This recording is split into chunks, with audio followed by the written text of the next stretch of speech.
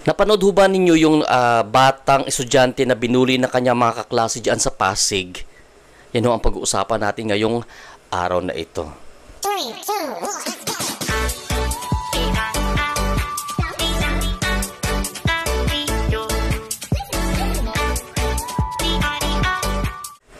Alam ho ninyo, pag nasa eskwelahan ho kayo, or tayong lahat, may mga individual dyan sa bawat eskwelahan na talagang sisiga-siga. No, na parang akala mo sila may-ari ng eskwelahan, na akala mo sila na ang the most powerful person dyan sa loob ng eskwelahan. Ayan ho. Di mo alam kung ito ay mayaman or talagang nagmamayabang lang. Alam ho ba ninyo na ang kadalasan ho na nang bubuli ay yung mga insecure na mga tao. Yan ho. At ang kaya lang ho nilang bulihin ay yung walang capability na lumaban sa kanila. Pansinin nyo yan. Yung mga weak, yung mga mahihinang nilalang, mga mahihinang estudyante, yun ho ang target na mga nambubuli na mga buang na yan. Ayan ho. Pero ho guys, ang nakakainis dyan, kapag nahuli na sila ng mga otoridad, iiyak-iyak, porke ganito, porke ganyan, nadala lang sila ng ganito, nagiging defend mechanism lang yan. Pero pagdating naman sa child psychology, talagang may pinagdaanan din itong nambuli, kung bakit siya nambubuli. So ayon nga dito sa balita, no, ipaparinig natin audio lang kasi alam niyo naman baka maka-copyright tayo. So eto Ayan, so pakinggan ho natin. Hinubuli ng kanyang kaeskwela ang isang binatilyo sa Pasig. Inutusan siyang lumuhod, saka pinagsasampal at sinuntok pa malapit sa kanilang paaralan. Mantakin nyo guys binuli siya ng kanyang schoolmate, pinaluhod, pinagsasampal at sinuntok pa. Naku, sabi ko yung baba ko mahaba So ayan ho, ipagpatuloy natin itong binabalita sa telebisyon na ito kabayan, no, sa audio. Pakinggan ho natin lahat. Alam yung ginawa mo, maririnig sa video ang pilit na pagpapaluhod sa lalaking ito na nakasuot pa ng uniforme sa Pasig City. Sorry ka.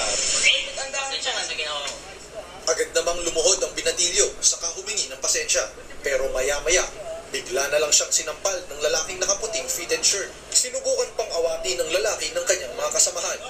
Pero umisa pa siya ng sampal, saka pa ulit-ulit na sinabihan ang nakaluhod na lalaki na umayos. Maya-maya, sinuntok pa ang lalaki sa panga. Ang viral video na yan, nangyari raw sa labas ng isang pampublikong paaralan sa Pasig noong October 10. Nagreklamo na sa presinto ang mga magulang ng biktima. Trauma na po yung anak ko. Kaya po, nakomenta lang po ako. Kasi sobrang trauma na po ng anak ko. Sino ka para magpaluhod ng tao, ng bata? Diba?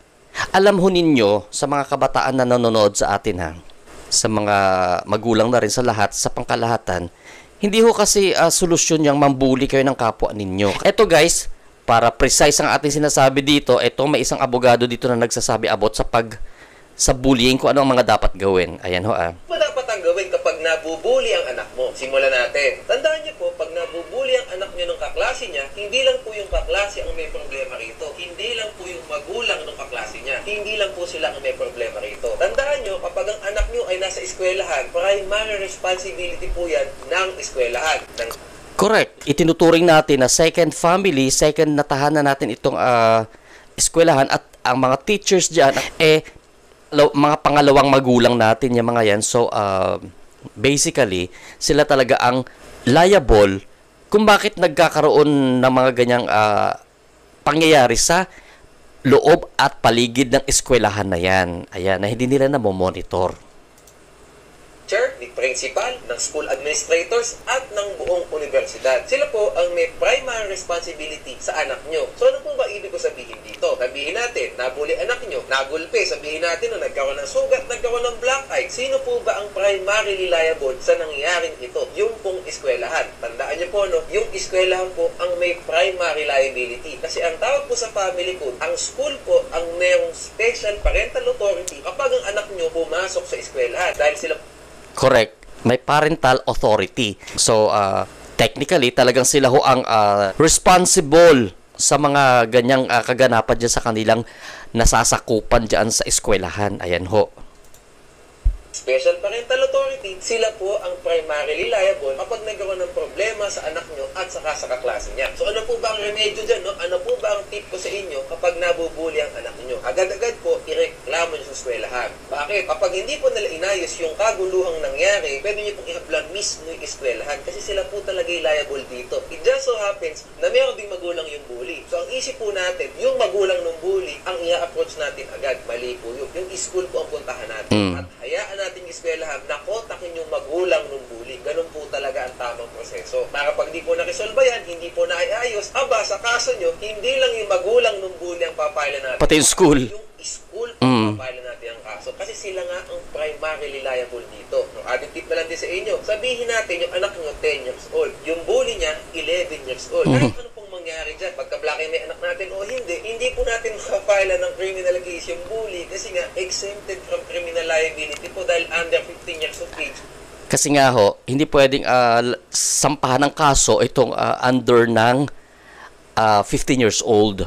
Sa pagkakatanda ka ho, tinaasan yung age bracket nung pwede sampahan ng kaso. So naging 15 years old pataas. Ayan. So what am I trying to say? Civil case po ito at pag civil case, tatandaan nyo, uunahan nyo talaga yung eskwelahan. Huwag po yung magulang kasi yung bata nakapuder po sa eskwelahan nung nangyari insidente. Pero isasama nyo sila lahat doon sa kaso para sila na pang problema kung paano nila isesettle yung damages na final nyo sa kanila. Uulitin ko, ilagay natin sa tamang proseso po no, ang pagreklamo. Pag po sa social media, mag po tayo sa platforms, mag-post. Idaan po natin sa guidance counselor, idaan natin sa principal's office kasi yun po ang tamang proseso. Ang hirap po niyan, pag inulan niyo social media, doon kayo nag-post, ano ang mangyayari? Baka sa mababaliktad pa ng cyber libel. Kasi alam niyo naman, pag social media, pag nag-post ka ng mali-mali, kasi nga walang guidance ng abogado or legal counsel or mga expert sa batas, no? So pag nag-post tayo sa social media, unahin natin ang pagpo-post kaysa sa magsumbong sa tamang tao at magdaan sa tamang proseso, tayo pa ang mababalikan. Gaya ng sinasabi ni attorney na to. Pakinggan ho cyber libel pa kayo. Alam naman natin na bata yung bully. Aba, pag sinabi nyo yung bata, bully, and so on and so forth, baka sabihin, libelous yung pinost natin. Hindi ko naman alam kung ano yung sinabi nyo dyan. Baka binuran yung bata, baka nilabastangan yung bata doon sa post. I don't know. Baka kayo pa mabaliktad at masampahan kayo ng child abuse.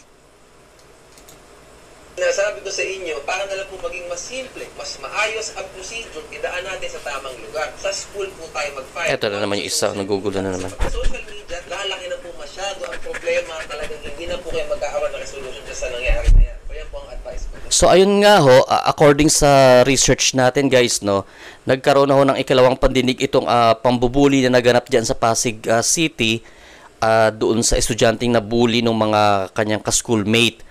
So, sana maging lesson ito sa lahat ng kabataan na maghunos dili kayo sa mga ganyan-ganyang klaseng aktibidades na inyong pinaggagawa sa eskwelahan or sa labas or sa mang lugar. Kinakaya-kaya ninyo ang mga ibang mga kabataan na walang kapasidad na lumaban sa inyo kasi yun talaga usually ang bully. Yung binubuli nila, yung hindi kayang lumaban sa kanila at takot sa kanila, yun.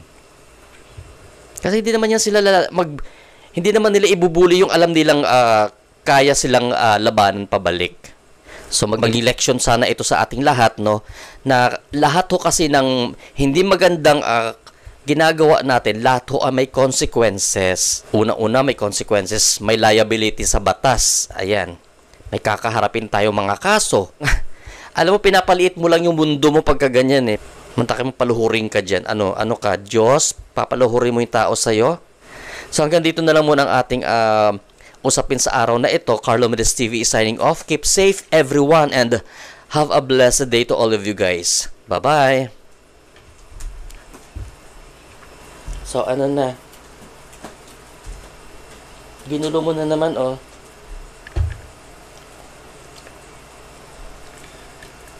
Ito mo, ginulo mo na naman yung bed natin. Ha? Napagalitan ka? Napagalitan si B-Boy? Si Bailey, napagalitan? Kasi makulit ka minsan, napagalitan ka. Sus. Kiss na ka din. Bango-bango naman.